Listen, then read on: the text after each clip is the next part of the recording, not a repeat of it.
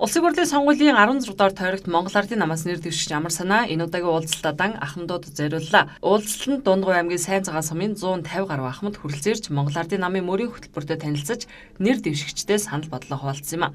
Ахмадууд аймаг орон нутгийн хөгжил тааруу улс орны нийгмийн эдийн засгийн байдалд оройтж байгаад сэтгэл дундуур байгаагаа хэлж байлаа. Харин нэр дэвшигч Амар санаа Монгол Ардын нам 9 үндсэн чиглэл бүхий 21 зорилт тавьж 100 ажлыг аймаг орон нутгтаа хийхээр мөрийн хөтөлбөр боловсруулсан. За энэ бүх асуудлыг шийдэх гарц энэ мөрийн хөтөлбөрт туссныг ярьж байлаа.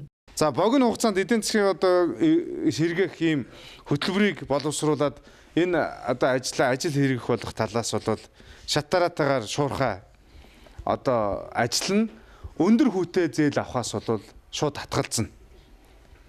За Монгол банкны хэрэгжүүлсэн үн тодоржуулах хөтөлбөр хөгжлийн банкны Чингис Самуурай бонд болон бусад зээлийн зарцуулалтыг дүгнээд зориултын бусаар ашигласан хугацаа хэтэрсэн ийм зээлүүдийг буцаан бүрэн төлөвлөх ийм асуудлыг бид нэр энэ мөрийн хөтөлбөртөө бас тусгаж авч Амар санааг дэмж хүний нэг дэмжиж явдаг зөвхөн намаар биш хувь хүнээр сүр засаг энэ улс орноо бол хөгжихийн гэхээр хөгжүүлэхийн ийм уриатай мөрийн хөтөлбөрүүдийг сайхан мөрийн хөтөлбөрт гаргасан байлээ. Дундгой аймгийн 16 дугаар тойрогт Монгол Ардын намаас нэр дэвшигч Амар санаа өнөө орой Дундгой аймгийн Сайн цагаан сумын Твшийн нүүрсний урхан үйл ажиллагаатай танилцаж ажилчдаа уулзах юм байна.